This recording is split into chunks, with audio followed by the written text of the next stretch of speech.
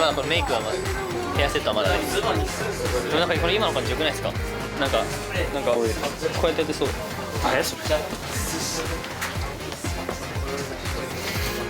楽しみます。もう最後はね、こんな機会ないんで、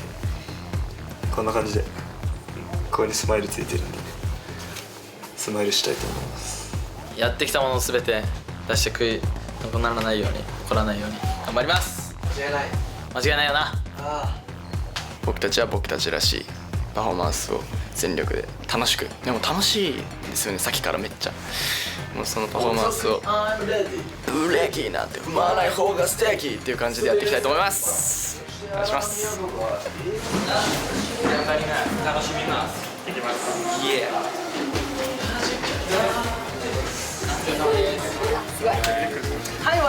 イケメンさ。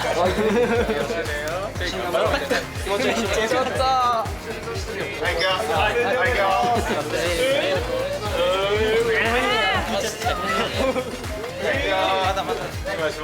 りがとう。でっか。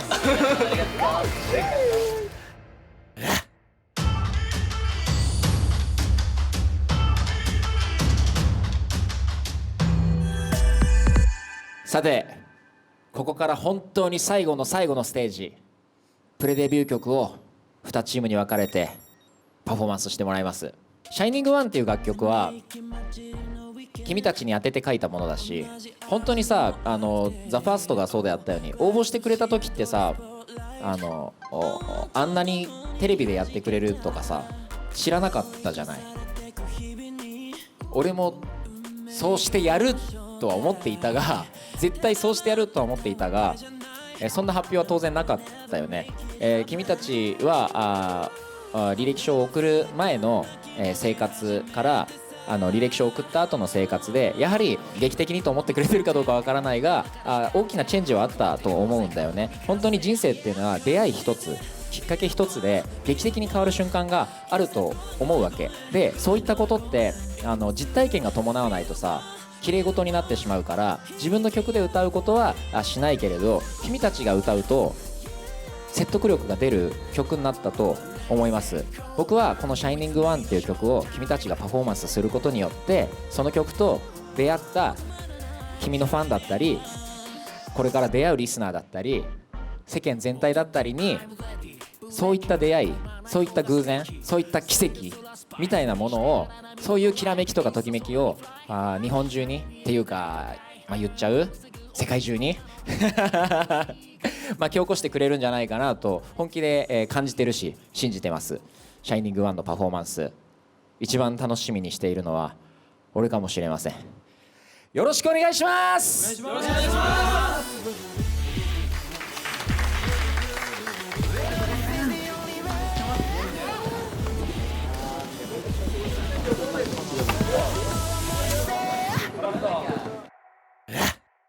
ではチームシャイニング、それぞれの今の気持ちを教えてください。素直に本当に今回のこの審査が一番この合宿とっていうかオーディションで一番最後になるんだなって思うと泣きそうなくらい感情高ぶっちゃうかもしれないんですけど、本当にこのオーディションの中で僕自身は多分一番最高なパフォーマンスができる楽曲だと思っているので、本当に全力出し切って頑張りたいと思います。よろしくお願いします。お願いします。本当に長い期間の間こうやってスキルアップさせてもらって本当に感謝しかないですし、その期間の中で僕はやっぱその仲間を横を感じれるようになったっていうのはやっぱこの合宿中に一番大きなことだったので、それをもうここで最大限発揮して、僕はグループとして向いてるんだっていうことをちょっと証明したいなと思っています。よろしくお願いします。よろしくお願いします。本当にここ数ヶ月は本当に濃い時間を過ごさせていただいて、この最後、課題曲「シャイニングワン」なんですけど、本当にこの曲が一番長い時間かけて本当にみんな多分練習していると思うんですけど、画面の向こうの人たちはもちろんのことを初めて聴く楽曲だと思うので、なんかその世界観を僕たちが届けれたらなというふうに思います。よろしくお願いします。よろしくお願いします。このメンバーマドと言った通り今までと比べ物にならないぐらい一緒に切磋琢磨をさせていただいたんですけど、本当安心感が違うなというふうに今すごく感じています。これからパフォーマンスする上でやっぱたくさん努力を重ねてきて自信はあります。多分4人もあると思うし、そんな自信があるっていう共有も毎日のようにしてきて本当この場が楽しみっていうのはもうメンバー一人一人がお互いのことを分かってると思うので、その僕たちがこの曲にかける思いだったり、見せたいところだったり、そういったものをみんなでこの空気感で出せれば間違いないものが、今披露できると思うので、全力で楽しんで頑張りたいと思います。よろしくお願いします。よろしくお願いします。そうですね、なんかいつもこういう時大体最後になっちゃうんですけど、みんながほとんど言ってくれたので、僕としては本当に音楽を楽しんで、この楽曲を通して僕たち一人一人が持っているものをみんなに届けて、画面の向こうの皆さんにも、そして見てくれてるみんなにも一緒に音楽ができたらなというふうに思っているので、最後まで全てを込めて背負えるだけ背負って楽しみたいなと思います。もしも緊張しそうになったら音楽をしっかり聴いて歌詞を一つ一つ噛み締めながら口から出していったら、もうあなたたちが経験したことをそのまま出すだけだから、それはもうそれだけで素晴らしいパフォーマンスになるっていうことを僕はもう知ってるので、どうか信じて楽しんでください。はい、お願いします。お願いします。よろしくお願いします。お願いします。才能がふっときらめく瞬間、自分の中の可能性がふっと広がる瞬間、そういったものを一曲に閉じ込めて表現したのがシャイニングワンです。一番難しいラップ、一番難しい歌、そして一番難しいダンス、これが全て込められたのがシャイニングワンです。や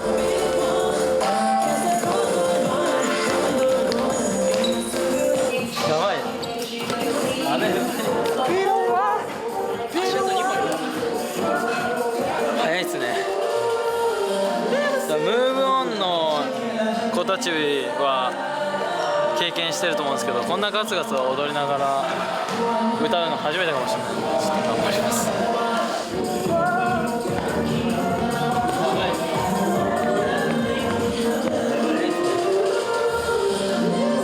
歌ってすらいないのにあんな疲れるし、プラス感想入るってなると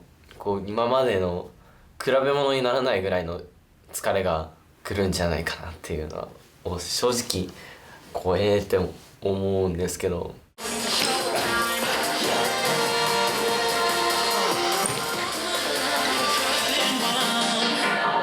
そうたもやっぱ歌のところになると急に自信なさそうになっちゃったりするし、ラップもどんどん良くなっていってるから、今まで費やしてきたことが間違ってないことの証明だと思うので、それ肯定してあげてほしいなという。マラトンも表情を作るってなった時に出てくる表情のパターンが、少し少ないのが気になるね。ジュノンをもうスッと歌ってしまっているだけの状態に聞こえて、ステージに立った以上その多くの人の人生を左右する責任が生まれてくるので、それをなんか意識してほしいかな。はい、パフォーマンスと全く関係ない課題がもう一つあるとしたら、コミュニケーションに関してもさらにちょっと広げていってほしいかなと思います。世の中に出た時に倍とか3倍とか、君の場合は4倍とかの年齢の人と対等に仕事の話をしなきゃいけない瞬間が出てくると思うんだよね。でそれができませんってなってくるとやっぱ難しくなってきてしまうし、せっかくの君のアイディアとかクリエイティビティが発揮できなくなって楽しくなくなってきちゃうかもしれないね。それは僕は避けたいので、翔太は歌にしろダンスにしろ今のところそつないっていう意識がやっぱりどうしても感じてしまうので、ダンスにしても歌にしても自分に注目を完全に当てさせる瞬間を意識して作り出してほしいなと思います。I love you みんな楽しんでいこう楽しんでいこういやマジ今は本当に終わってから泣きましょう終わってから行こうせーの1、2、 3、4、5シャイニーワン楽しんでいこうぜ楽しんでいこうぜ楽しんでいこうぜ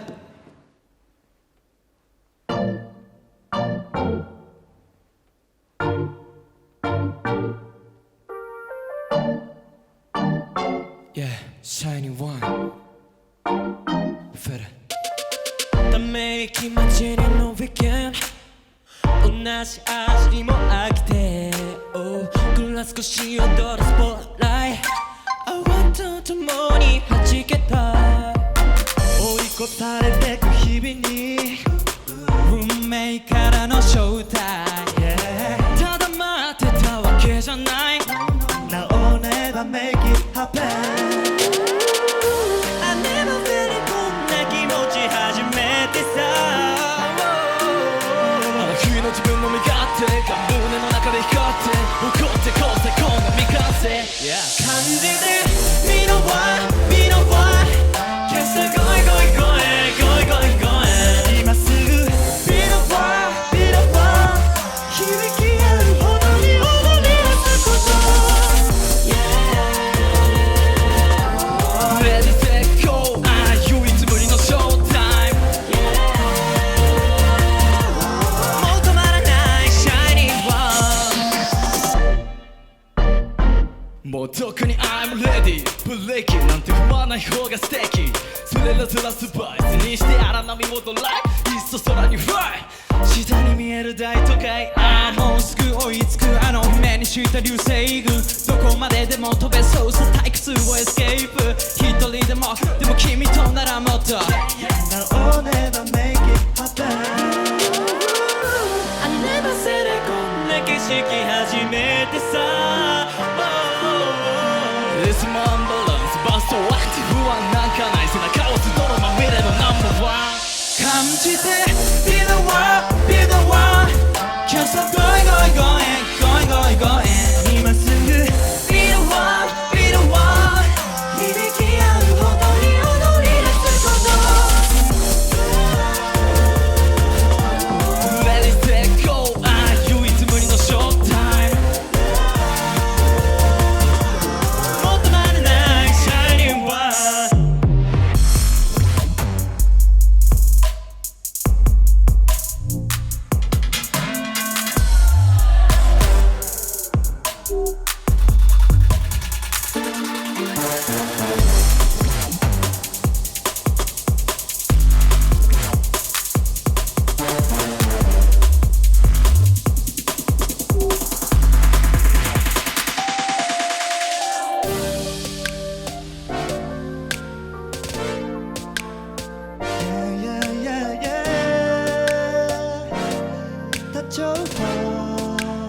Yeah, can you feel it? Be the one, be the one ずっと moving, moving, moving, moving, moving, moving with you Be the one, be the one 未体験の始まりさ Baby shake it out Be the one, be the one 今朝 going, going, going, going, going, going 今すぐ Be the one, be the one 響き合うほどに踊り出すこと Ready, set, go 唯一無二のショータイムもう止まらない Shining one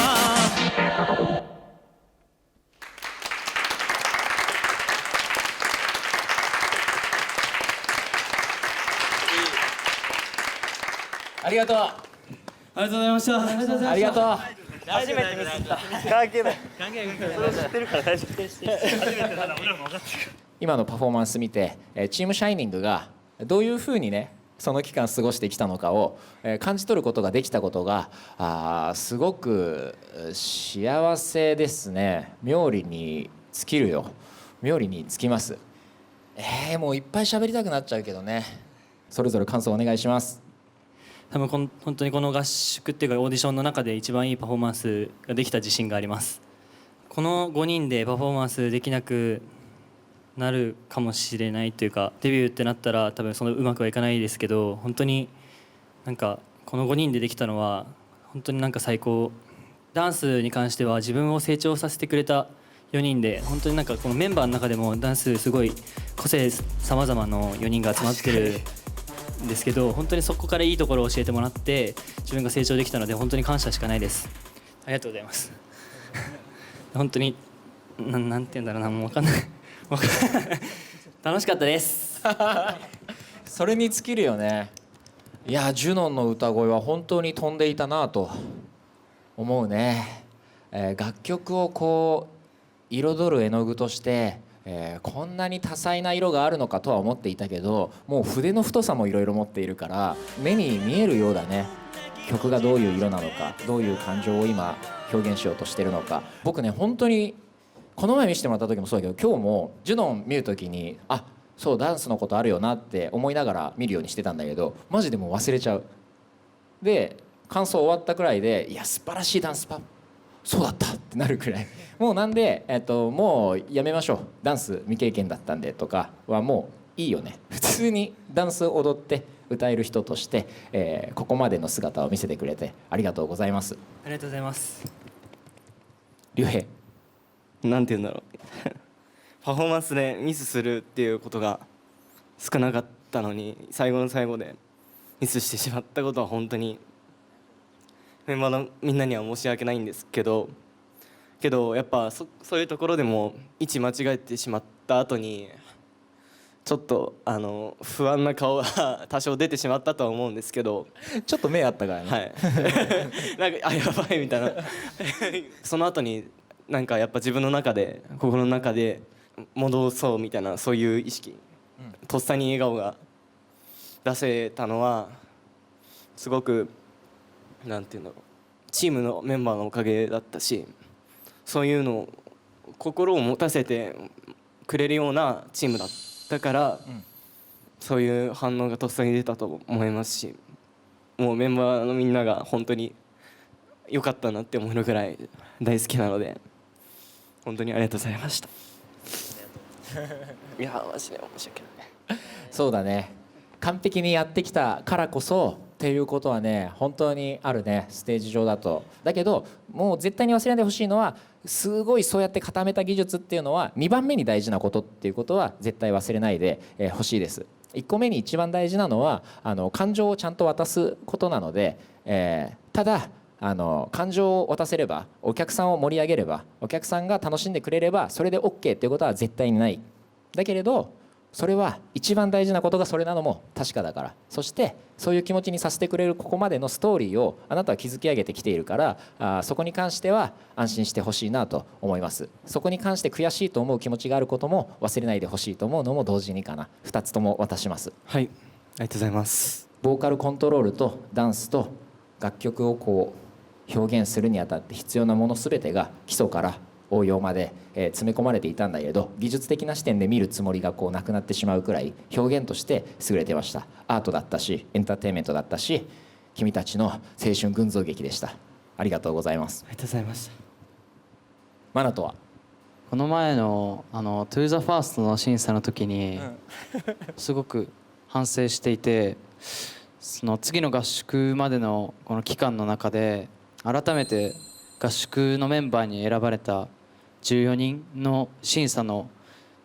とかをすごい一から見直して、みんなの表情とか動きとか、多分誰よりも見た自信そこだけは負けないと思うんですけどすごい勉強したり、表情がやっぱ一番足りないと言われているし、自分もそう思っているし、そういうのをなんか勉強して「シャイニング1」の楽曲に生かしたのはこう自分の中ではすごく大きいかなと思っています。こんな素敵なセットでパフォーマンスできて本当に幸せだなって心から楽しめたし、このメンバーと一緒にこの曲を練習できてよかったです。ありがとうございました。ありがとうございます。音楽を受けて得た感情をあなたを経由してそのまま出ていく、音楽がいかに美しいものだったのかっていうのをすごく感じました。作った笑顔とかさ、作ったこういう顔とかにならないように祈りつつ、でも見たいなと思って見たいなと思っていたのは、普段のあなたがいろんな表情を出した時がやっぱりちょっとこう鮮やかだからだよね。その周りをこう彩る色がこれステージで見れたらもっと嬉しいんだけどなと思っていて、それが見れた僕の喜びをあなたは感じ取ることができるだろうか。少し、はい、少しかよ、はい、いやでも本当に楽しかったです。嬉しい。シャイニングワンをこの形で見れたことはこれは全員に言えることだけど、本当に素晴らしいパフォーマンスありがとうございました。ありがとうございました。ここに向けてすごい長い期間練習をしてきたんですけど、序盤の方にこの歌詞を理解しようっていう話になって、みんなで歌詞を見合って曲を何回も聴いて、これはもう日高さんからのメッセージだなっていうのに気づいてその時にすごい感動して、で鳥肌が立ったんですよね、ただ曲を聴いてるだけで。でそれからあの時の感動以上のものっていうのを感じながらこの曲を聴く瞬間がないなっていうのを本当さっき思って、今日になってから日高さんからのメッセージっていう意味もすごい僕の中では心に置いてパフォーマンスをスタートしたんですけど、竜兵の最初のパートの一発目で鳥肌が立って、俺もこうやってやってたから分かりづらかったんですけど、ドンって言ってマナトと落ち着く時になんかゾワってきて、このセットだったりこの最後っていう感情もあると思うんですけど、本当になんか今までないほど楽しくパフォーマンスできた。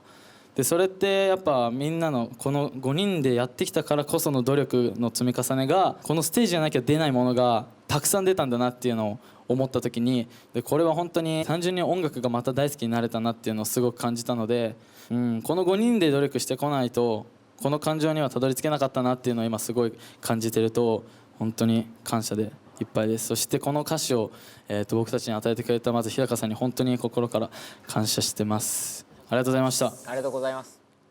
何も考えなくなったりテンションが上がったりするとパフォーマンスが声とかって特に荒くなりやすいかもしれないけど、それをさせないためのトレーニングだと思うし、その誠実さは完全に出てたね。歌い始めとかもさ、今だか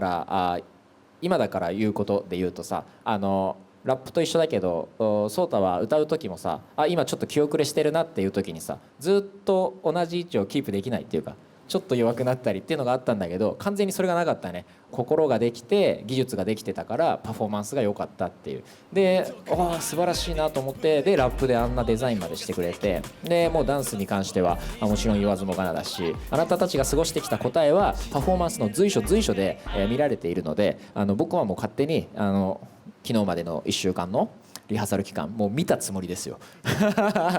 こっちとしては。この先にね、練習が辛いこととかなかなか上達しなくてうまくいかないとか、周りからの評価で苦しんだりとかした時にこういう期間があったことをどうか覚えておいてください。報われる努力っていうのも存在するって。たとえ努力が今後報われなかった時が来たとしても、報われる努力が確実に存在したっていうことを忘れずに生きていってくれたら、きっと心はまっすぐ折れないままいけると思います。素晴らしい心の輝き方でした。ありがとうございました。さあ翔太、はい、ボーイズグループとしての葛藤みたいなのは僕多分誰よりも持っちゃってた人間だと思うんですけど、で今回の審査は僕個人的にはなんか今までで一番人に頼ったというか、このメンバー4人に1人ずつ頼っていろんなこと聞いて、なんかグループって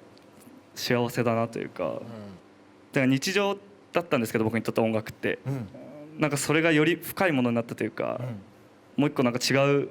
僕の中での新しい音楽に出会えたような感覚で、不思議な経験をこの楽曲を通して僕はできたなと思ってて、そうだね。でなんか本当最後僕が一番裏声のところでパーンって歌うところは、練習中もなんかいつも僕が歌ってるパートなんですけど5人で歌ってるみたいな感覚がずっとあって、それが今日一番それを感じて、本当に幸せな時間をステージ上で過ごせたなと思います。全てに感謝です。ありがとうございます。そうだね。たまにさ、昔のアーティストとかのさ、アルバムとかを聴いてさ、その見たことのないけどその街の風景がなんとなく浮かんだりとかさ、その人がこういうこと考えてたんだろうなっていうのが歌詞から伝わったりとか、時間とかをさ超えたりするじゃない、音楽って。それは多分作った人がさ、音楽にも心をこうもう裸にして向き合ったものをその状態で受け取るからできることだと思うんだけど、心を裸にして人と物を作ったっていう経験、そしてそれが自分にまたフィードバックを与えてくれたっていう経験、これは僕が知ってる限りだと音楽でしか成し得ないと思うんだよね。多分あるんだけど他にもそうやって共同作業でそういう感覚を得られることは。でも僕が体験したものはもう音楽しかないし、素晴らしさを知ってる自分からすると翔太に今何が起こったのかもすごく分かるし、それが今後の人生を豊かにしてくれることも僕が約束します。ただそれができたのはそもそもの期間、音楽を日常と呼べるくらいずっと向き合ってきた期間とか、人がどう言おうが人がどういうふうに見ようが、自分が好きなものとか自分がなりたい自分とかをちゃんと捨てずに一個持っていた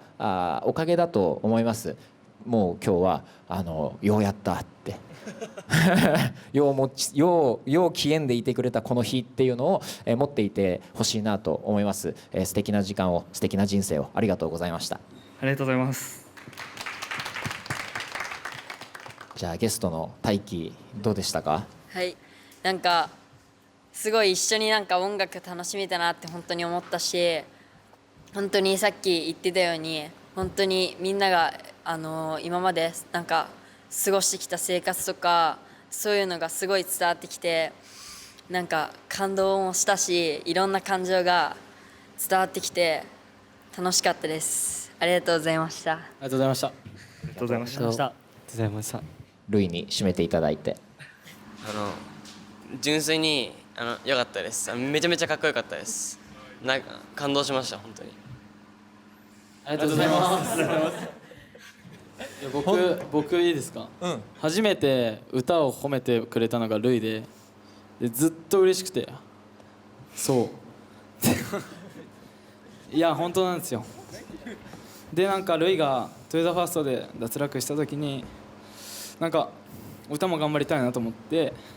今まで恥ずかしいって気持ちだったんですけど、本当ルイのバカさとかそういうのを思い出すと本当この場で恥ずかしがってる場合じゃないなって思って本当頑張れました。ルイ本当にありがとうってずっと伝えたかったです。ありがとうございます。こちらこそありがとうございます。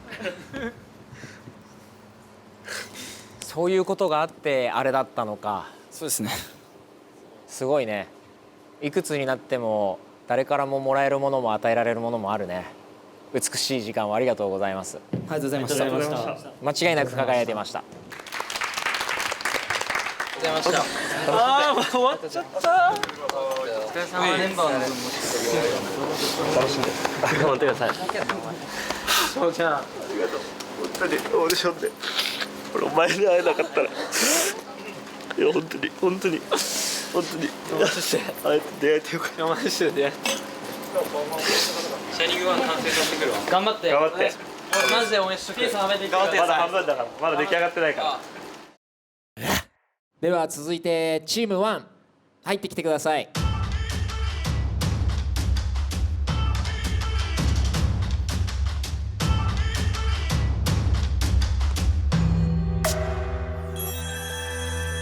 この長かったオーディション期間、育成期間の、最後のステージになります。今の気持ちどうですか？はい、このオーディションを通して自分も人として、そしてアーティストとしてものすごく成長できた期間で、この「シャイニングワンも練習期間が長くてみんなとこう作る時間っていうのが長かったんですけど、その中でこの4人が僕に自信を与えてくれて、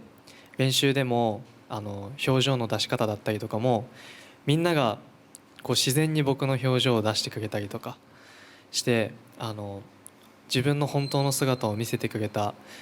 で引き出してくれた4人なので、それを自分をしっかり出しながら、そしてこの4人としっかり共鳴しながらこの最高なパフォーマンスを披露したいと思います。よろしくお願いします。よろしくお願いします。合宿の1ヶ月前くらいからずっと考えてたのが、こう自分がどういうアーティストになりたいかとかでたどり着いた答えが、自分は音楽に救われたから音楽に恩返しができるようなアーティストになりたいと思ってて、音楽の良さを自分の体で表現できるようになればなるほどそれが恩返しができるんじゃないかなって思ってるから、今日は音楽に恩返しができるような最高のパフォーマンスをやります三次審査の時のデジャブみたいだったね楽しみにしてます。シュント。はい、このチームは多分シャイニングチームと比べていろんなことを話し合ったし、いろんなことがいろいろあったチームだと思ってて、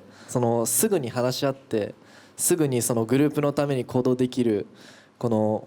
4人、僕含め5人、すごい僕自身も尊敬してて、でやっと昨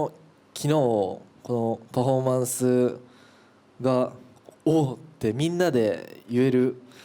ようになって、なんか改めてグループでその音楽を表現することの楽しさみたいなのをリハの時点で思わされて、だからもうすごい今楽しみで仕方ないです。お願いします。お願いします。その集大成を、結果を今日見れることを楽しみにしてます。はい、お願いします。このグループ本当にいい意味で真面目にやって真面目に音楽をちゃんと楽しめるっていうグループだなって思ってます。でやっぱだからこそいろいろメンバーでこう考え込んでしまったりだとか、それがなかなか言えなかったりっていう状況があったりして、それがすれ違いに なりそうな時があったりもしたんですけど、でもその中でメンバーが僕に相談をしてくれたりとかした時に、僕自身も最初のクリエイティブの時にみんなでつまずいたことを思い出してすぐ共有できるっていうことが大切っていうことを僕もすごく学んだので、みんなで話し合おうっていう話をして、モヤモヤする部分を話し合って、でちゃんとみんなクリーンな状態になって、本当にしっかりとみんなが同じ方向に向けてっていうのを何回かすごく繰り返していくことで、本当にみんなの気持ちが固まっていったし、最後昨日の最後の練習もう心の底から楽しめたし、それはみんな感じることもできたし、早くパフォーマンスしたいなってみんなも思ってるから、僕も早くしたいし早く終わらせますよろしくお願いします。お願いします。いいね。だんだん早くしていった時にも発声の位置があまり変わらなかったので、ラッパーとしての成長があるんだなというふうに思いましたありがとうございますレオは。そうですね、本当に、さっきメンバーもみんな言ったように、本当に人としてもアーティストとしてもたくさん成長させていただきましたし、改めてやっぱ自分はなんかその上村レオのブランドを証明するって言い続けてきて、なんかこのメンバーだからこそ出せる自分もあるので、それを証明するとともに、さっきシャイニングチームが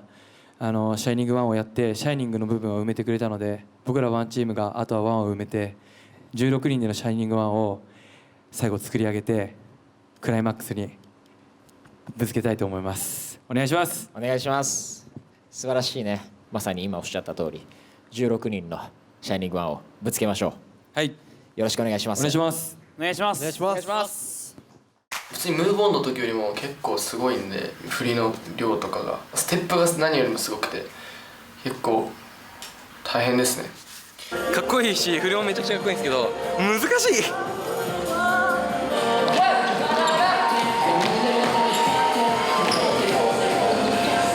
やばいなっ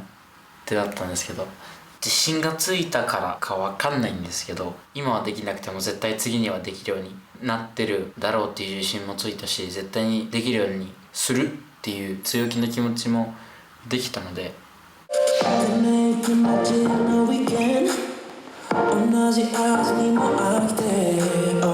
ンスとか歌両方に対して繊細さとか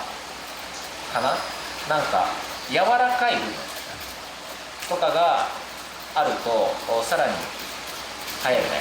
次に多分なので意識することは楽しませてあげようというサービス精神みたいなのが足されるとパフォーマンスに多分幅が出ると思います。楽しそうっていう引き出しがめっちゃ強いし、感情を渡すっていう作業をもう一回シフトして、入れてってくれたら嬉しいなと。いよいよ時間がないっていうのはもう一個意識することかな。未経験なのにこれはすごいって人全員思うと思うんだよね。世の中に出てしまったら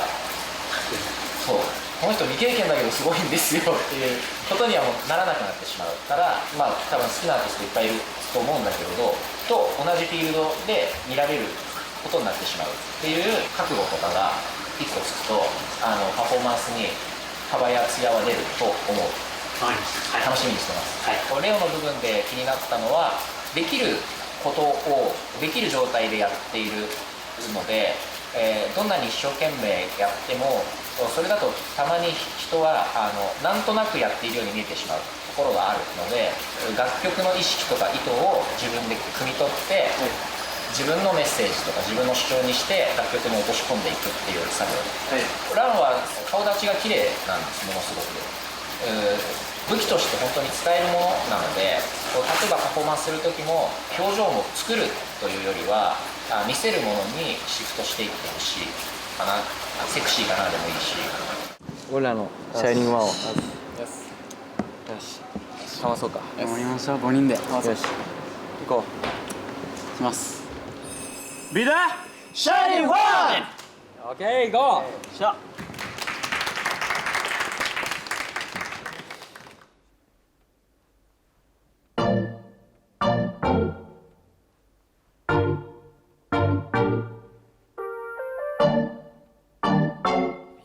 Shining one feeling ため息混じりのウィーケンド同じ味にも飽きてグラス少し音がスモーライ泡と共に弾けた追い越されてく日々に運命からの正体ただ待ってたわけじゃない Now I'll never make it happen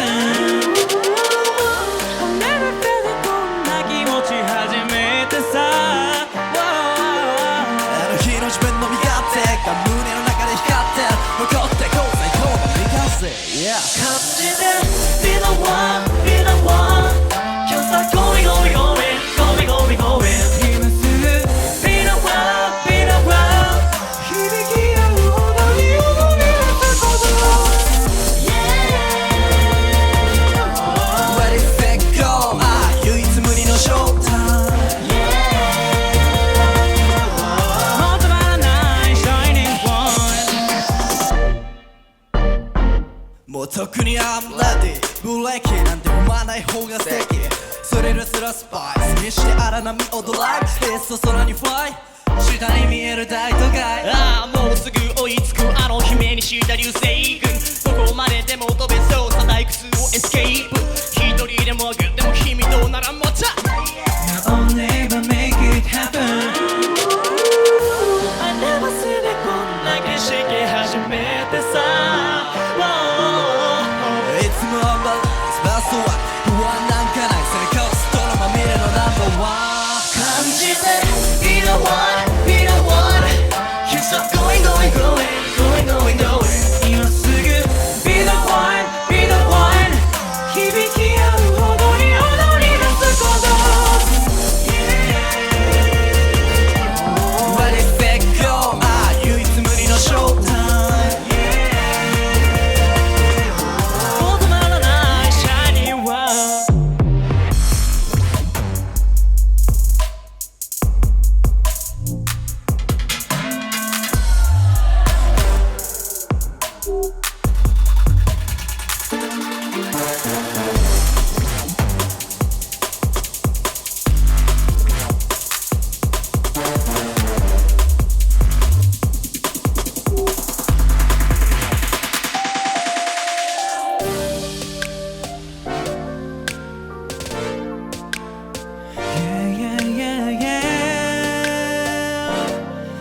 Your heart,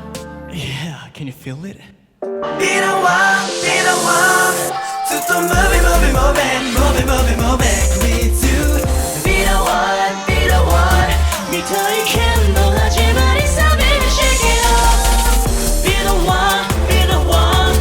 Just like going, going, going, going, going, going 今すぐ Be the one, be the one 響き合うほどに降りる外も Ready, set, go 唯一無二のショータイムもう止まらない Shining One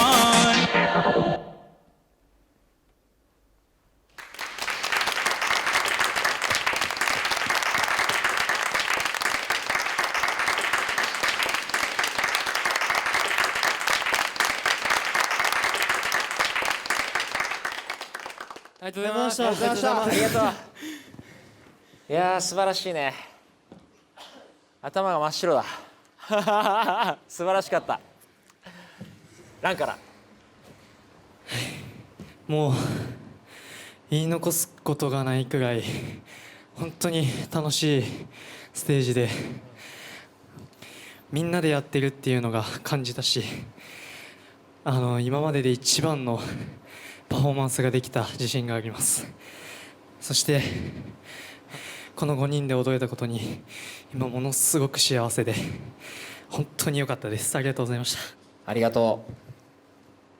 う。合宿の最後の方くらいから気持ちを前に飛ばす瞬間が増えて、それはそのまま声に現れるので、声がストンと響いてくる瞬間が増えたことをとても嬉しく思っていたんだけど、今日はやっぱり心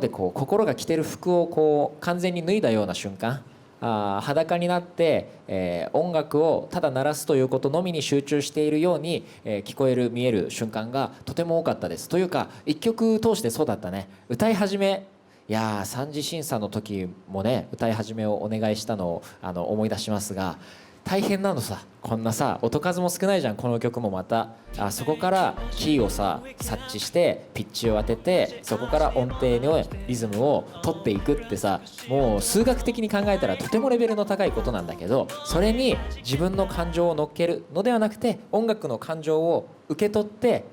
自分が表現するっていうことに対して、何の違和感もなく歩くように喋るように歌うように踊る、笑うように歌う、そういったものが感情表現として演奏としてできていたことが素晴らしく素敵なことだなと思いました。心を打ちました。ありがとうございます。ありがとうございました。レイちゃん。はい。なんか今正直どんな気持ちかは分からなくてでも一つ分かるのは、もう一回パフォーマンスしたいなっていう気持ちが強くて、なんかこの曲を準備して練習してダンス頑張って歌頑張っていろいろと研究してっていう時間は本当に無駄じゃなかったっていう気持ち、でなんか全てのことに感謝の気持ちを感じてて、今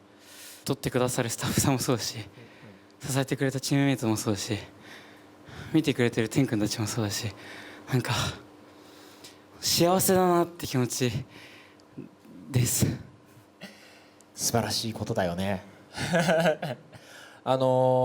決して前向きな気持ちだけでは生きられないと思うんだけれども、瞬間瞬間のそういった幸せとか喜びとかそういったものを生むきっかけになるのは、まさにおっしゃってた感謝ですね。この気持ちってやっぱりされた方がさ嬉しかったり、なんならありがとうって言った方もちょっと気持ちよかったりして、そういった気持ちっていうのは連鎖していって確実に大きな幸せとか喜びみたいな感情を生みます。それは僕がステージ上で本当に思って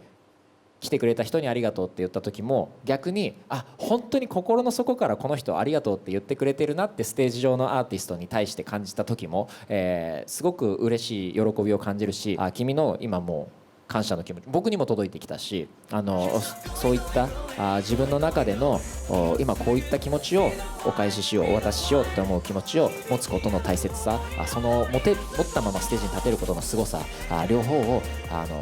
自覚してもらえたらなと思います。素晴らしいアートでした。素晴らしい歌声でした。ありがとうございます。ありがとうございます。じゃあシュント。はい、なんか5人でそうですね、このステージで音楽を一緒に奏でられたのは本当に楽しかったし、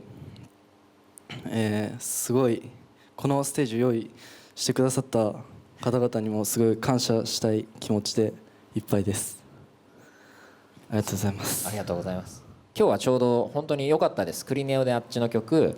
シャイニングワンでこの曲、それでただパフォーマンスが楽しいから笑顔なのではなくて、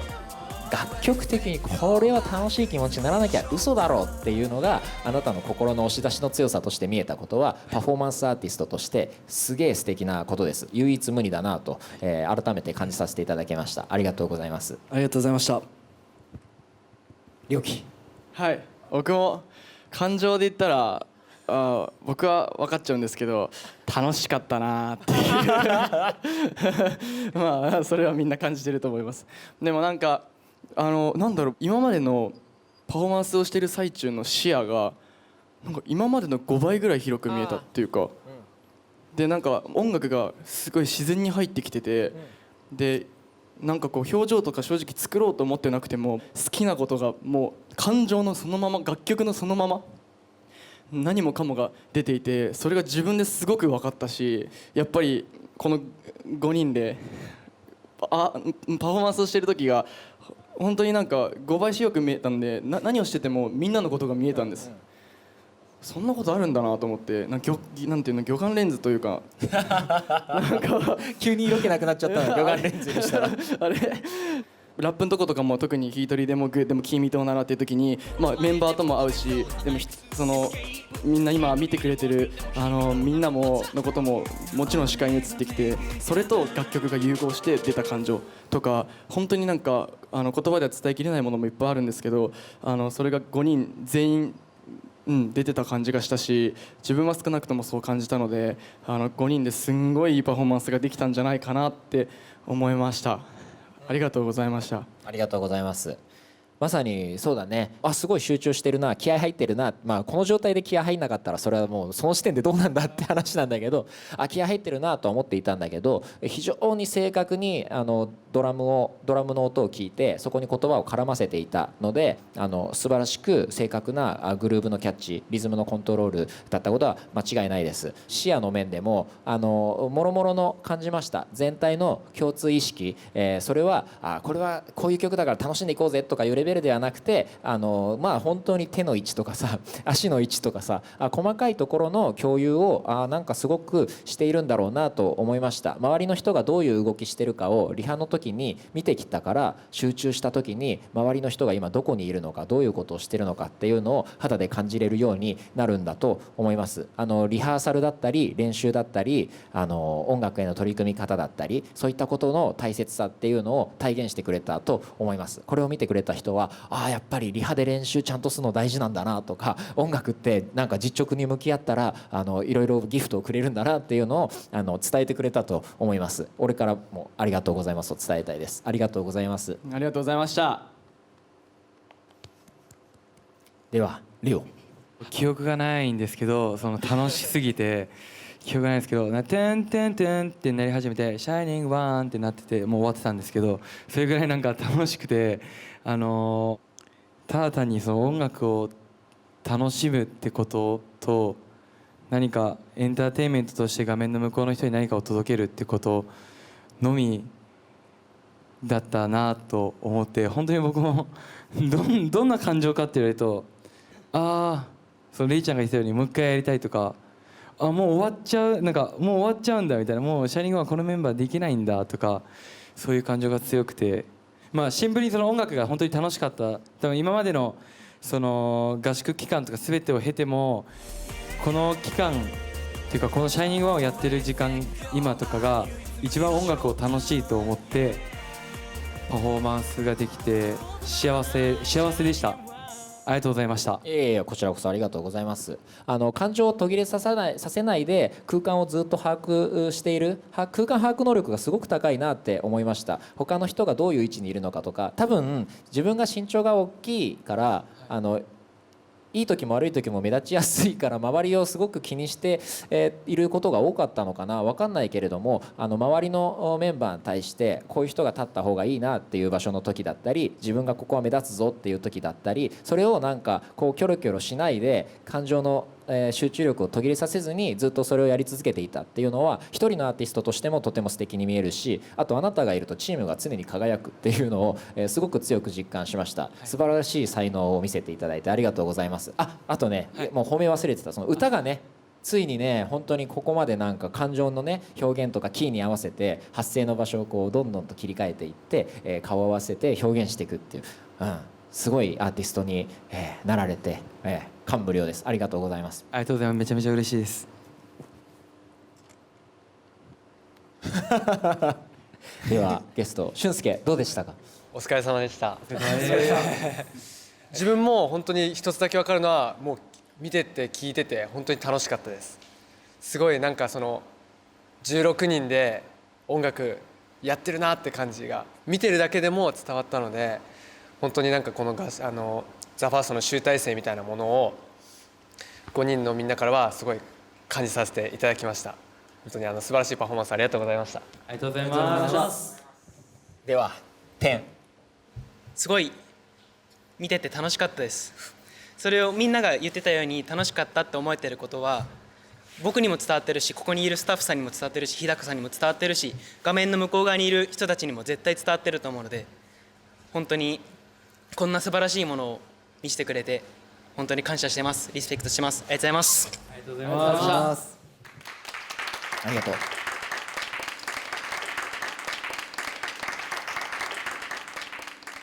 お疲れ様。めっちゃ良かったです。めっちゃ良かった。めっちゃ良かった。良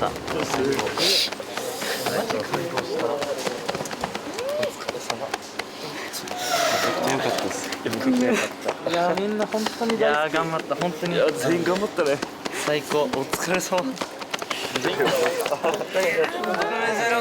俺頑張った。めっちゃ頑張ったよ。ありがとう。ありがとう。いやめちゃくちゃイケメンでしたよ。本当。ありがとう。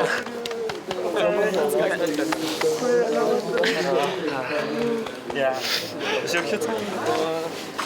やっぱり一緒だよ。かっこいい。めちゃくちゃかっこいい。お前もマジでかっこよかったから。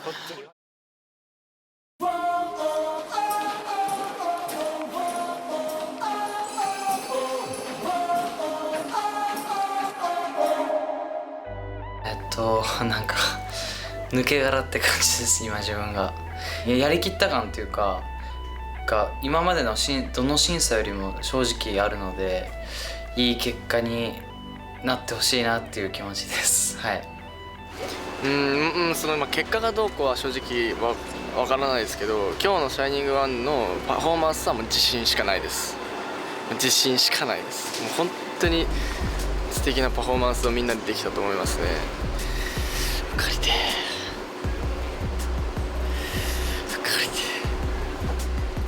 パフォーマンスでは本当に最高なクオリティのものを出せたと思っているので、もうどんな結果であろうとこう受け止めて、ちゃんとこれからの人生に生かしていこうと思います。本当自分自身にお疲れ様というか、よくやったなっていうのを感じてますし、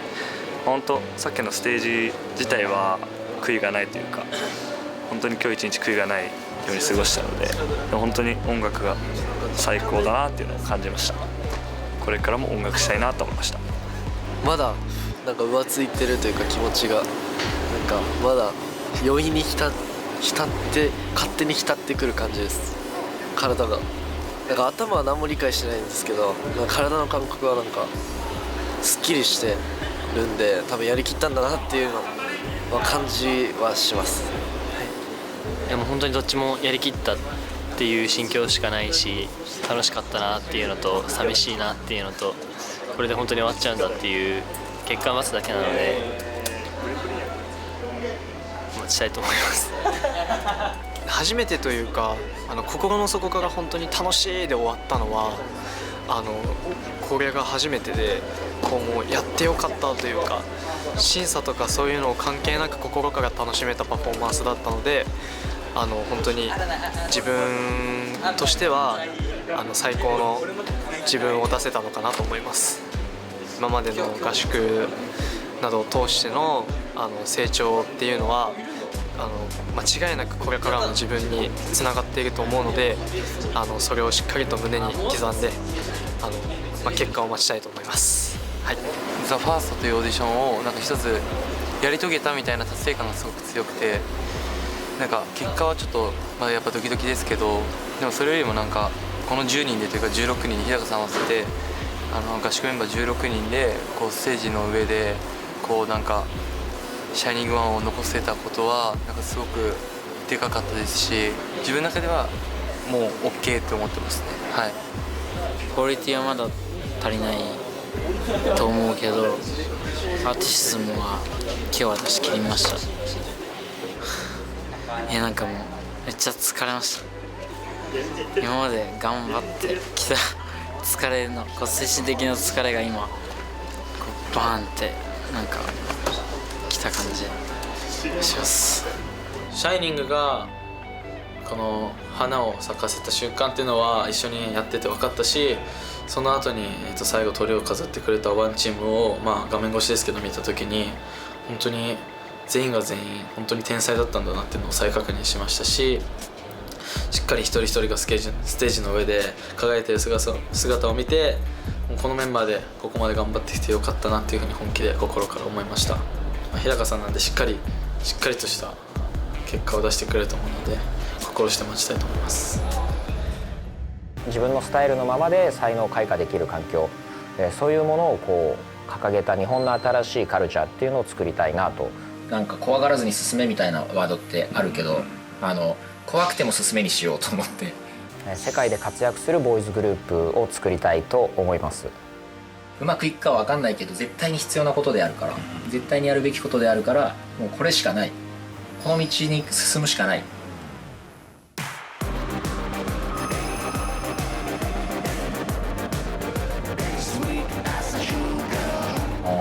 メンバー選ぶ上でもう一個大事にしたいなと思ったのは、1年後と5年後っていうのをちょっと大事にしたいかなと思って考えてみました。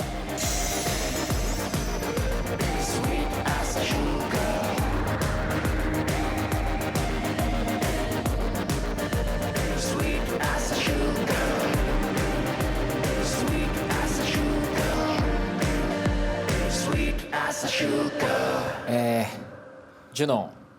リュウヘイ、マナト、ソウタ、ショウタ、ラン、レイちゃん、シュント、リョウキ、レオ、もちろん大輝、ルイ、テン、ナオキ、シュンスケ、心からありがとうございます。ありがとうございました。オーディションサバイバルというよりは、人の才能が磨かれていく場所、輝ける場所、そういうものを作りたいと思ってやっていた THEFIRST は間違いなく現象であったと、主催者の自分からそう感じたことを君たちに伝えます。それを作ったのは間違いなく君たち一人一人、そして集団になった時の全ての君なので、これから先の人生において誇れるものは何かと言ったら THEFIRST を作ったということは間違いなく言えるということを先に言わせてください。心から全員のこと、一人一人の君を心から尊敬しています。その中で BMSG 初のボーイズグループ、どういったものにしたいかなと言われれば、何度か言ったけれども、もちろんクオリティファースト、クリエイティブファースト、アーティシズムファーストっていうのはあったけれども、それに関しては誰が選ばれても遜色ない、どういった組み合わせでも輝けるということを実感した上で、さらに考えたことは、最初のグループ BMSG はやっぱりまだできたばかりの会社で赤ちゃんなので、ここからがスタートになると思います。下克上みたいなことかもしれない。でもそういうものにはしたくないな、下克上って言葉は嫌だな。だけどゼロから這い上がっていくことになると思います。生まれたばかりのものだからといって、もちろん謙虚な姿勢を持ちつつも、だからといってこびない誇り高さ、そして個が圧倒的にちゃんと輝きつつチームとしてチームを引っ張り上げられる本当の意味でのチームワーク、あとはみんなを選んだ時ずっとそうだけど5年後の姿を想像した時に一番理想的な形はこういう形なんじゃないかというのを想像して考えました。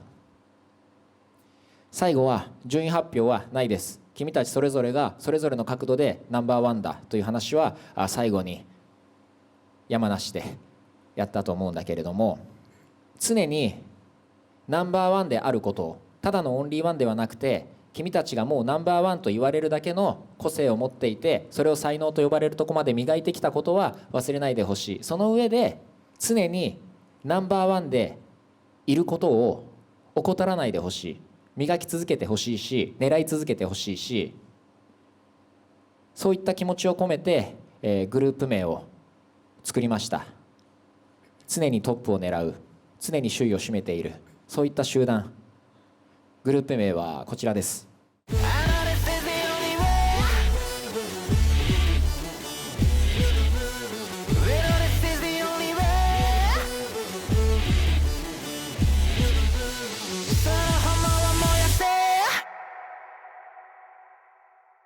グループ名は BE:FIRST。BMSG のB の文字を掲げてデビューするグループ BE:FIRST。もともと思っていたんだけれども、チームとしてのダンスパフォーマンスの破壊力だったり、それぞれのこの、尊重具合だったり、全てを見ていて、合宿が始まる前くらいかな、合宿の最中に最終的にはこうだなと思いました。 BE:FIRST は7人組で行こうというふうに思っております。ちなみに文字数を見てもらうと分かると思うんだけれども、コロンを抜いた BE:FIRST7 文字では発表していきますね。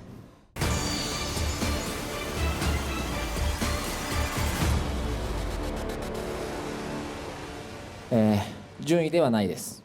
BE:FIRST の1人目のメンバーは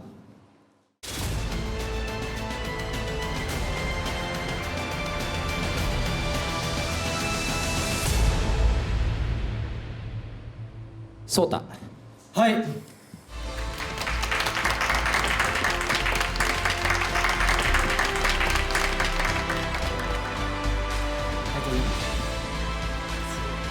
めでとう。おめでとう。よろしくお願いします。本当にあなたは一番心の筋がぶれないままここまで来てくれたこと、そして圧倒的に強い個性を持っているにもかかわらず、その強い個性が芯が強いからこそ柔軟だし、どんな人にも合わせることができる。合わせるっていうのはなんとなく難易度を下げるということではなくて、その人にできる最高を引っ張り上げるということに他ならなかったです。自分の個性を、自分の力を伸ばすことを怠らず、何の苦でもないかのように周りを常に引っ張り上げていくその姿は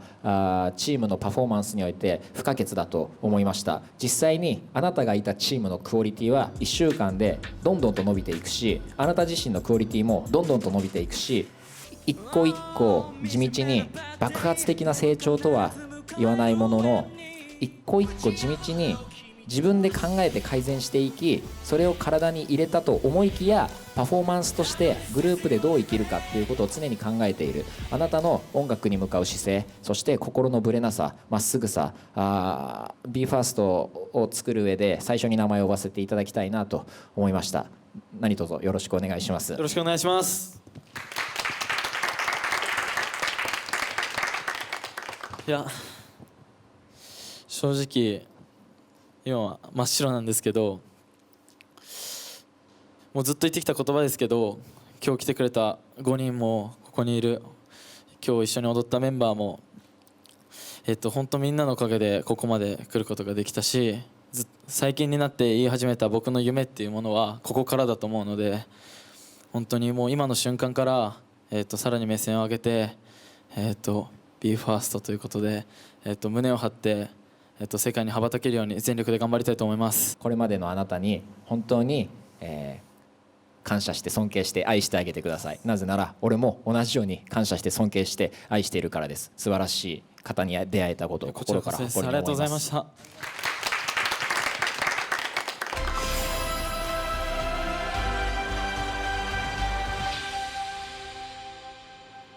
BE:FIRST 2人目のメンバーは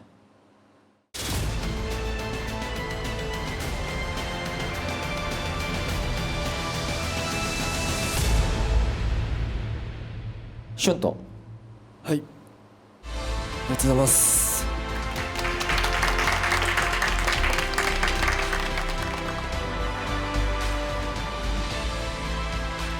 シュンとパーカーを受け取ってください。ありがとうございます。ありがとう。ありがとうございます。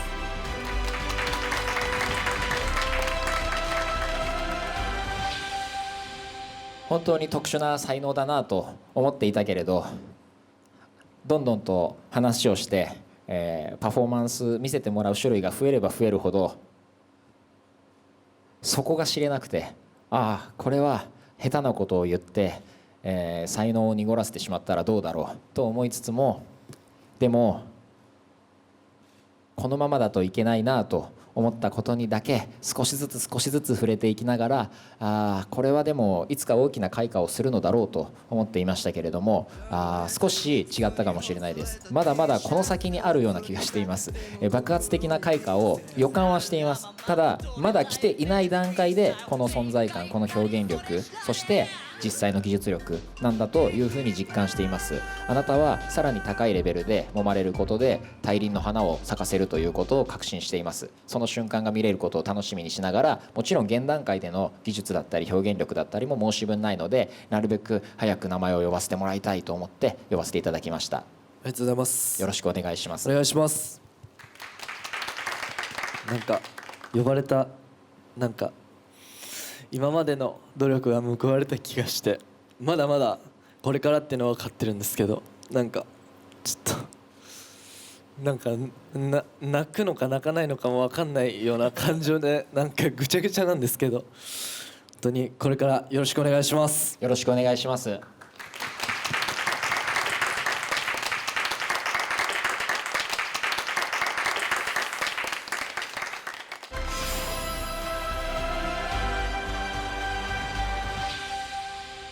BE:FIRST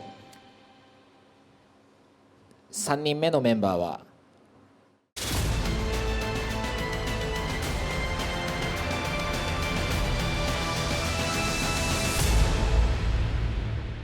マナト。はい、ありがとうございます。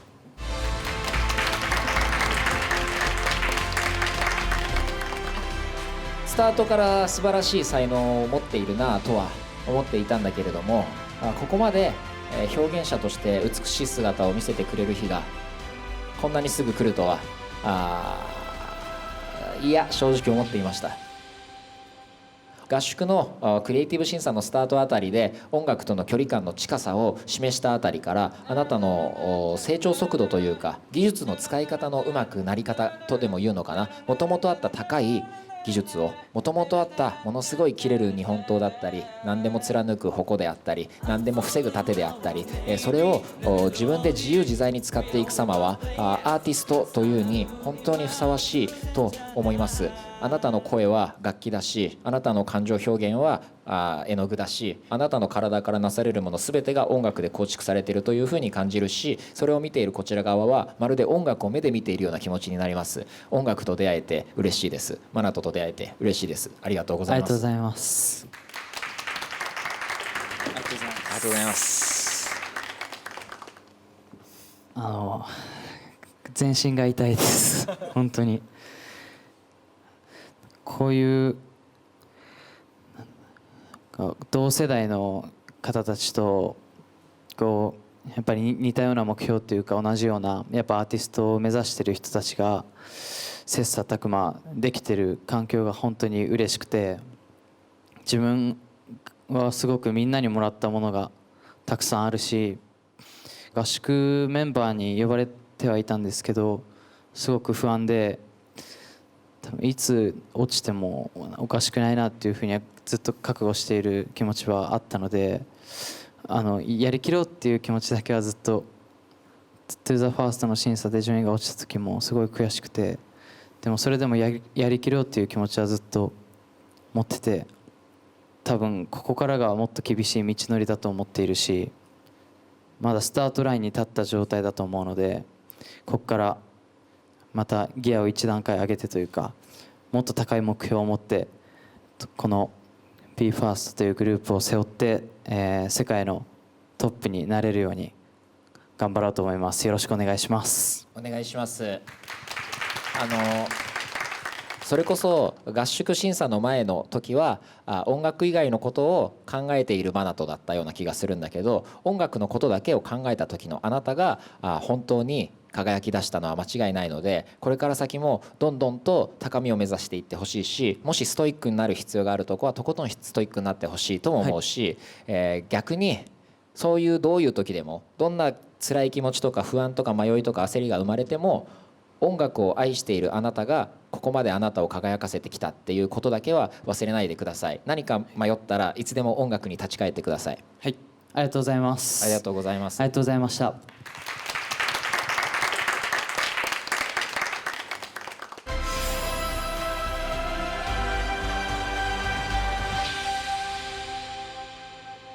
4人目のメンバーは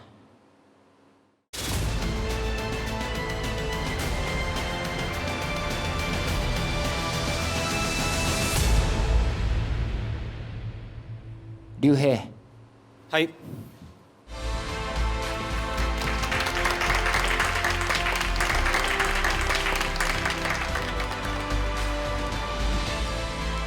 間違いない。竜兵パーカーです。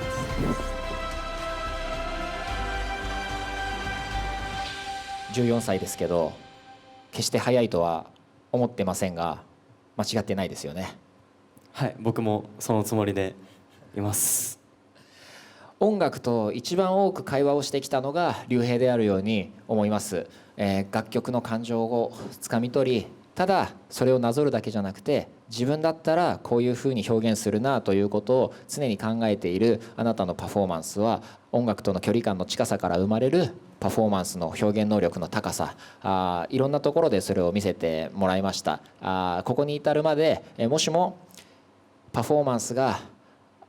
チームでの共有が図れなかったらまだ考え直そうと思っていました。ですが今日のパフォーマンスを見た瞬間に、これは革命を起こしてくれると、BMSG に来るべくして来てくれたんだなというふうに強く感じました。出会えて嬉しいです。ありがとうございます。ありがとうございました。自分の中で結構他の人の伸びしろがもう本当にすごいし、伸びしろどころか実際に伸びていく人も多いし、その中で自分が負けないようにって意識してずっとこのオーディションを受けてきて、いや本当に嬉しいです。もうとにかく嬉しいですし、本当にこう BE:FIRST の一人としてこう革命を起こすっていうその期待に応えることが僕にとっての今決めた目標ですし、もう世界に通用するようなボーイズグループになれるように頑張ります。よろしくお願いします。お願いします。何か一つのものを強く愛したことがある経験がある人って本当に強いな、魅力的だなと思うことが多いんだけど、それは同じような愛情の強さ深さを人だったり物だったりいろんなものに変換して向けるポテンシャルを持ってるからです。今まで何かを、音楽だったりを愛してきた愛情の深さっていうのはきっと深かったんだと思います。もしその愛情の深さをあなたのパフォーマンスを通して世界中にばらまくことができたら、世界中の樹木が集まる日はそんなに遠くないはずだと信じているので、頑張ってください。はい、ありがとうございました。ありがとうございます。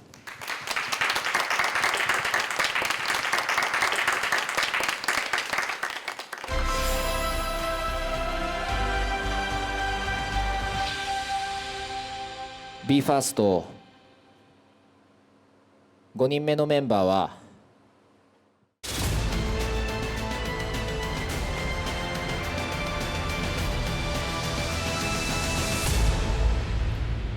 ジュノン。は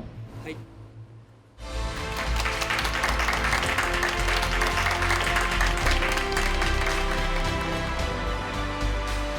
ジュノン・パーカーです。ありがとうございます。こちらこそありがとうございます。まあ一言で言うなら、本当に間に合ってくれてありがとうございます。いやこちらこそありがとうございます。もう本当3次審査で見た時から確実にポテンシャルはあるし、確実に音楽をやるために生まれてきたタイプの人の目だし声だから、合宿には絶対に連れて行きたいと言い続けて、そういった自分の判断をね、選択を正解にしてくれたのはあなたのここまでの頑張りだし、まあ、正直想像がつかないので、ここまでどれくらいの努力をずっとし続けてきてくれたのかは。ただ結果だけ言ったら、私は何の不安もないどころか、未来への期待しかあなたのパフォーマンスを見ていて、感じません。自分の夢を膨らませてくれる歌声を、そしてダンスを通したパフォーマンスを見せてくれてありがとうございます。よろしくお願いいたします。ありがとうございます。よろしくお願いします。本当に僕が今ここに立てているのは日高さん含めて本当にスタッフの皆さんと本当にもうメンバーのみんなのおかげで、僕がダンス間に合ったのもメンバーのおかげで、歌成長したのもメンバーのおかげで、なんか本当に周りの人に支えてもらってっていうが決まったっていう感じがしてます。本当に僕の歌声で世界をつかみ取るので任せてください。ダンスはまだまだ成長します。よろしくお願いします。お願いします。まだまだ成長できると思います。本当にジュノンの面白いところは温度感を常に保てることだと思うんですね。これって何がすごいかなって、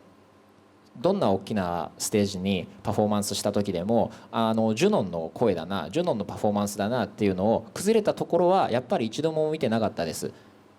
厳しい時に振りを無理やり入れた3次審査であったり、まあいろいろと大変だったクリエイティブ審査のチーム B であったり、急に世界レベルの振りを入れられた B フリーだったり、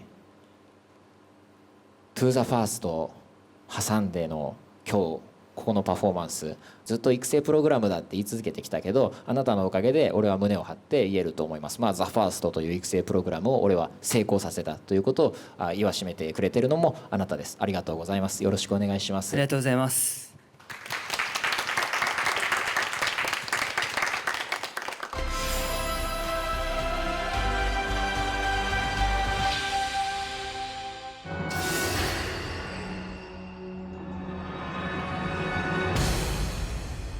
BE:FIRST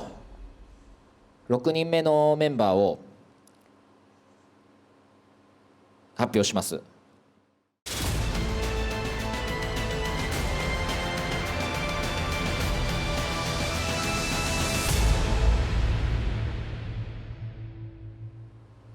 良樹、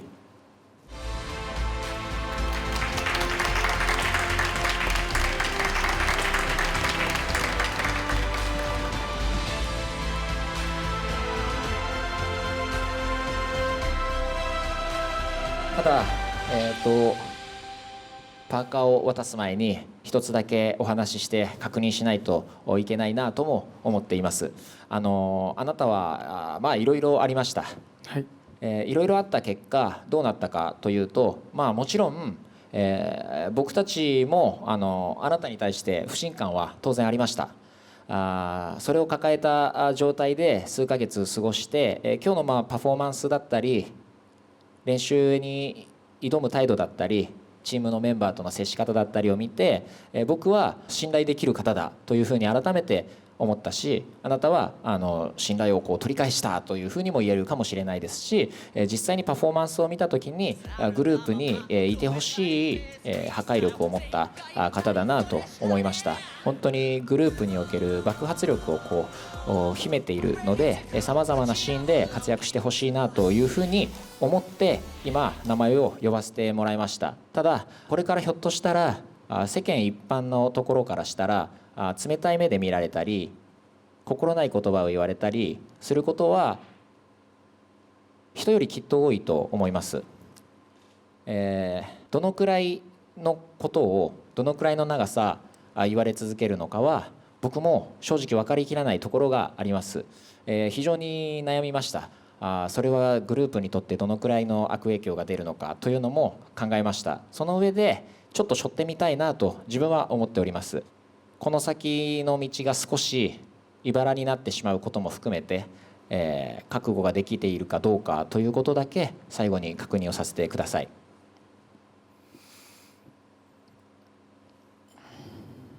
なんて言えばいいんだろうな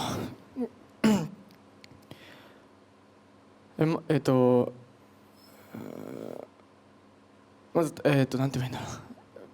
な、一言で言うと絶対に一緒にやりたいです。そしてやらせていただきたいです。覚悟はあります。本当にすごくメンバーにもそうだし関係者の皆さんにもそうだしもちろん日高さん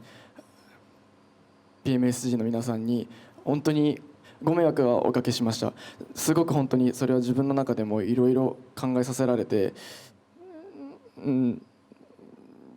ここにいていいのかなとかも思うこともあったけど、でもそんなここにいていいのかなとか思っちゃう方が失礼だしっていうことだったりとか、自分の根本としての生き方だったりとか、覚悟目的って何だったんだっけとか、なんかいろんなことを思って一番最後にたどり着いたのは表現者としての二次審査で日高さんにお会いして話した時の世界で活躍できる表現者になりたいっていう話をさせてもらって、それが自分の中でのやっぱりの覚悟だなと思って、僕としての気持ちは絶対に世界に行きたいし、このメンバーで絶対に行きたいので、僕はどんな覚悟を背負ってでも一緒にやらせていただきたいと思いました。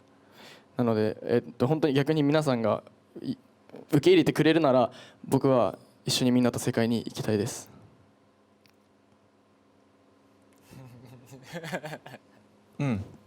もちろん伝えていくのはとても難しいことだと本当に思います。だけど感情を持ち続けていたらそれは熱いお湯が入ったコップみたいに少しずつ少しずつ伝播していくものだと思いますし、言葉では正直最後何を言いたいのか全て伝わることはなかったですけど、感情としてはどういったことを伝えたいのかすごく伝わりました。それは僕にとって、信頼するに値すると改めて思わせてくれたことでもあるし、まずは何よりここまで必死に取り組んでくれたこと、そしてここまで間違いなく成長してくれたこと、それには音楽との向き合い方を根っこからちゃんと考え直さなきゃいけなかったであろうに、その決断をしてくれたであろうこと、そういったことを含めて心からありがとうございますと改めてよろしくお願いしますと伝えさせてください。ありがとうございます。はい、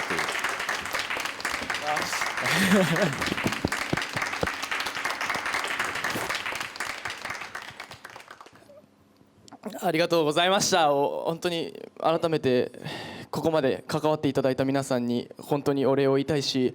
もうどんなことがあっても絶対にくじけずに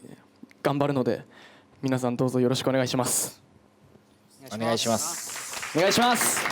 ありがとうございます。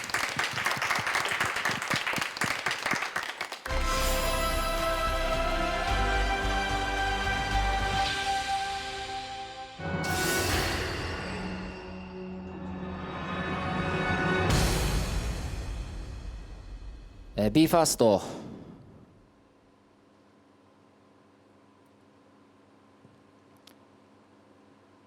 7人目のメンバーは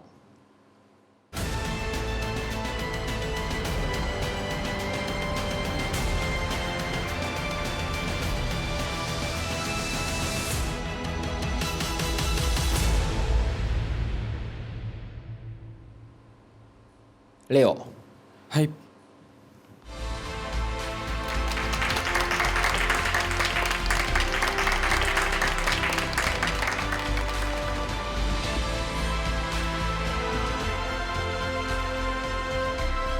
りがとうございます。ありがとうございます。もう少し早く名前を呼びたかったんですけど、逆に、BE:FIRST というグループを作ろうと思った時に、そこの控室で、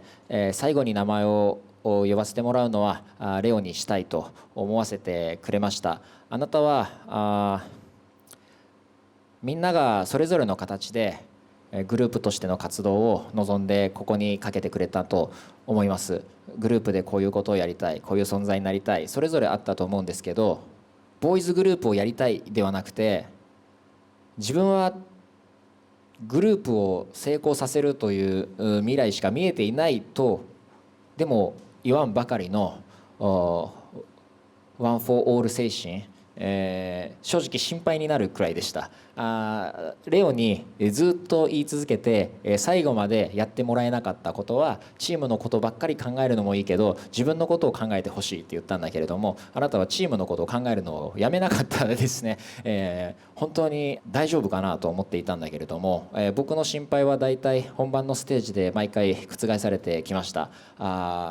このままだと厳しくなるかもしれないと伝えた疑似プロ審査の時だったり、発声の種類が増えないかなとか、ダンスのグルーブとかもね、ここでもう一つ足してほしいなと思った To the First の時だったり、そして最終審査に至るまでさまざまなシーンでさまざまな課題がどうしても克服してほしいと思った分、言い続けることは多かったと思います。あなたは自分自身の悩みや迷いはその分多かったはずなのに、常にチームを良くしよう、チームを良くしようと、そして実際に良くなってしまう。本当に美しいんです。あなたがチームにいる時のチームの他のメンバーの輝き方、そしてあなた自身が輝く瞬間になった時の神々しさ、すごく素敵な才能を持っているということを今日改めて確認しました。というか今日初めて進化を見せてもらえた気がします。5年後にこのグループはどういう形になっていくだろう、個性がとても強いので少し心配なところもあるぞと思った時に、レオがいるなら大丈夫だろうと思ってしまいました。3次審査ぶりに久しぶりにこの言葉を思いました。ただ3次審査の時に思ったのは、レオがいるならこういう経験の浅い子がいても置いてったりしないだろう、優しいから大丈夫だろうでした。今言ってるレオがいるから大丈夫だろうというのは、グループとして高みに登ることを諦めない心や、その中で自分を消してしまわない強さだったり、周りに向ける愛情の懐の広さと数の多さ、あなたはたくさんの愛情を持っているので、その愛情をたくさん外にこれから振りまいていってくれたらいいなと思います。名前を呼ぶのが遅くなってしまって申し訳なかったです。はい、最後もちょっと呼ばれるまでドキドキしてたんですけど、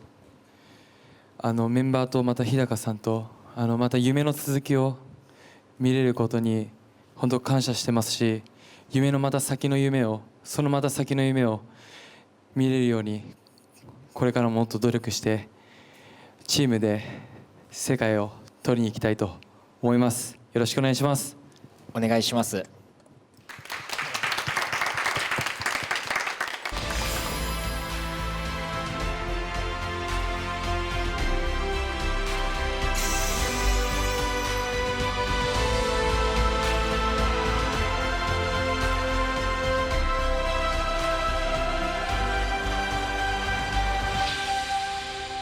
いろんなドラマを背負った人がこれから君たちを見ることになります。それに対してなんとなくざっといっぱい人がいるからみんなありがとうという人にはならないでほしいですね。それぞれの人生を背負っていろんな辛いことがあった人とかが本当にシャイニングワンじゃないけれどもほんの一瞬のきっかけを求めにあなたたちに会いに来ることがこれからたくさん増えるんです。たくさんの人の人生を劇的に変える、しかもいい方向に、そういった権利もあれば力もあれば同時に言えば怖いことに影響力もあります。どうかそれを全て想像力を働かして愛情を持って周りの人に一緒にいるメンバーに俺も欲しいなちょっと愛情をいただいてスタッフにも愛を振りまいて誰よりも世界で愛されているグループになってほしいし誰よりも世界のことを愛しているグループになってほしいです。数年後の話をしましたけれど BMSG 先のことをたくさん考えています。君たちがトップをひた走ってくれることが最低条件です。自分の夢を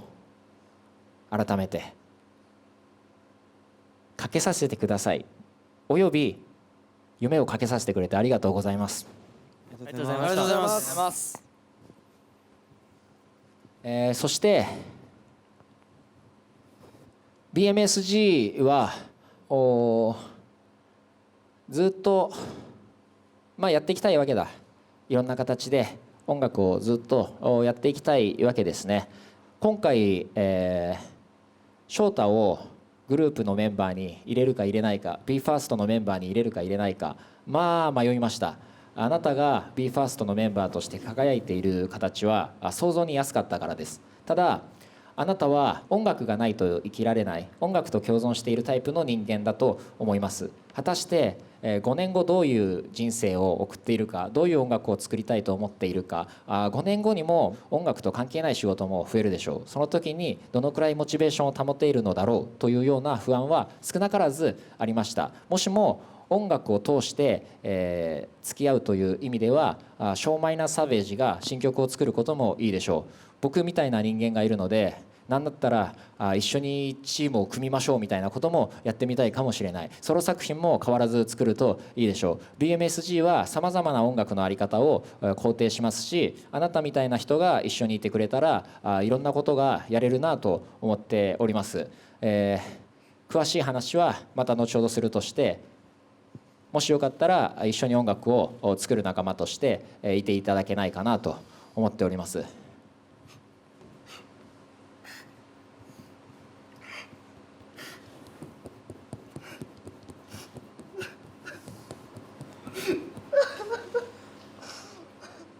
もしもそういった形で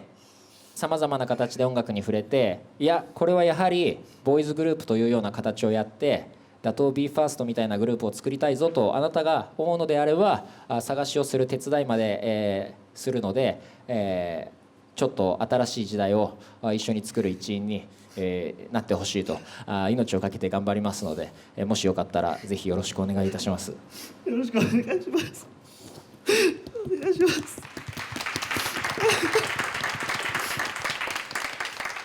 そして、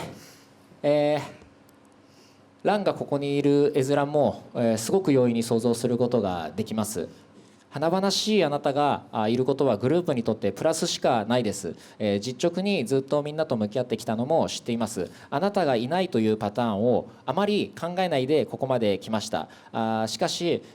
最終的な時に少しやはり気になるのは、例えばさまざまな環境にさらされた時に、もちろんみんなそうだと思うんだけれど、スッキリでやるよとかHulu で流れるよとかということを想定してないで、もちろんこのオーディション参加してくれてたんだと思うんですね。環境の変化の中でどういう状況にあっても、自分はちょっとやることをやるだけなのでという貫きを常に心の強さを感じられたのがソータだとした場合に、最後の合宿の方のランは見ていて少し心配になることが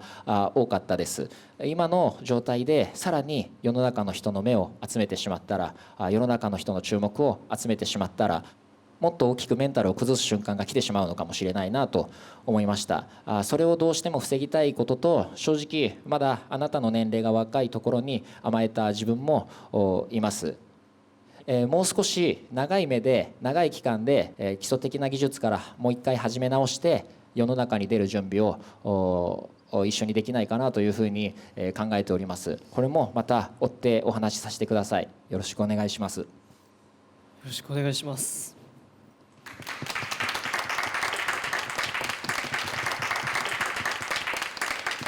そしてれいちゃんの場合はまた少し違った形のお話になると思うんだけれども、もしも僕の目や耳や心の部分が間違っていなかったら、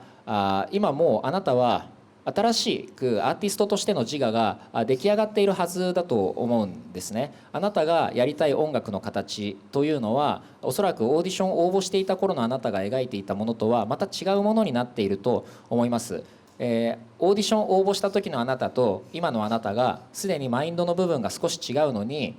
オーディションを応募した時のイメージしていた形のボーイズグループに入ることが必ずしも正解かどうかというとちょっと難しいのかなという気がしました。一回あなたが今後どういうアーティストとしてどういう形でどういう音楽をやっていくのか、ひょっとしたら一人で歌ってバックダンサーをつけてやってみたいのか、ひょっとしたら複数人でやってみたいのか、やっぱりそれで何週か考えたけど5人だったり7人だったりそういった複数人数でのボーイズグループをやってみたいのか、一度だけぐるりと一周考えてもう一回世の中に出る準備をするのはどうかなと思っております。もしもフィールしてくれるところがあるならそれも追って話しさせていただきたいなと思っています。また追ってお話しさせてください。お願いいたします。お願いします。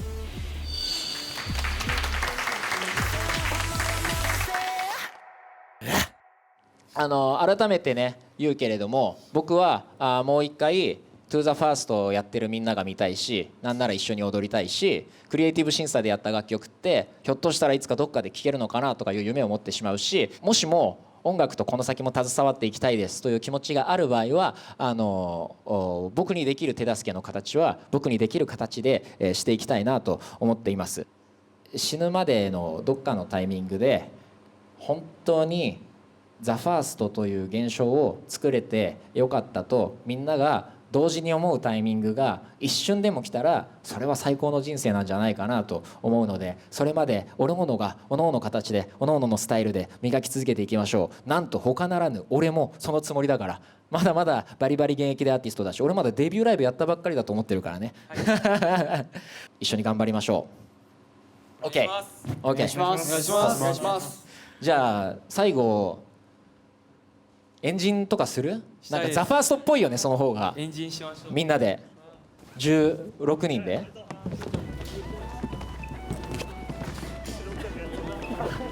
みんなで音楽やろう。みんな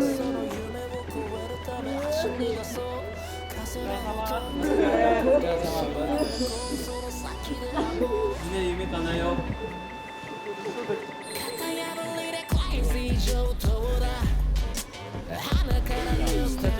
OK。 人生は白か黒かでもないし0か100かでもないし右か左かでもないから、いろんな生き方があると思うんだけど、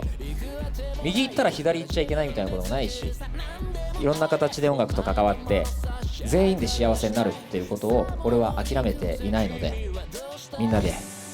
行けるとこまで行きましょう。それぞれの形でそれぞれの道でまっすぐ行っていたら何回でもまた巡り合えると思うので、できるならば音楽を心の傍らに、願わくばザ・ファーストがあったことを心の傍らに、この瞬間があったことを、この現象があったことを俺は心から誇りに思います。全員に愛と感謝とリスペクトを込めていくぜ。はい、ザ・ファースト。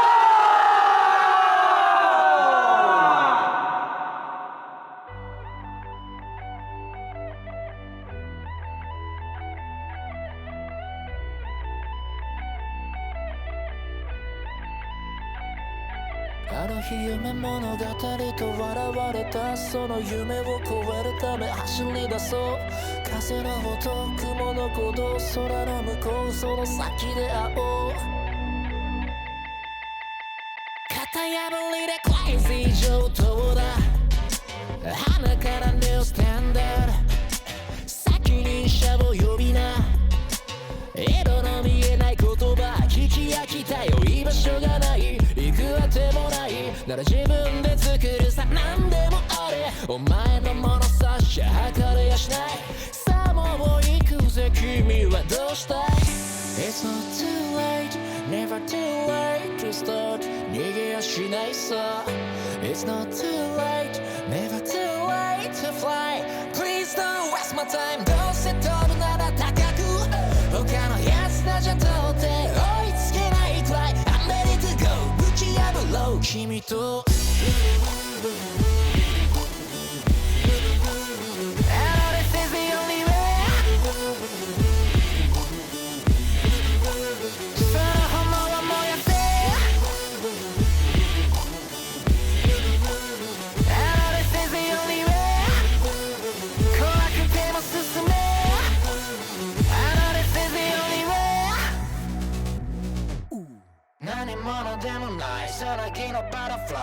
度じゃ終われない終わる気すらないゴールなんて見えない果てないこの旅君と俺の行く先なら同じどんな覚悟がでも今日がスタートなれI wanna でも never leave it alone 怖くなんてないわけがないだけど止まれない君と俺の生きた日は空の果てに刻む It's not too late never too late to start 待てよしないさ It's not too late never too late to fly Please don't waste my time 放物線を描く流れ星もつかむように空をかけ Now I gotta go ぶちかまそう君と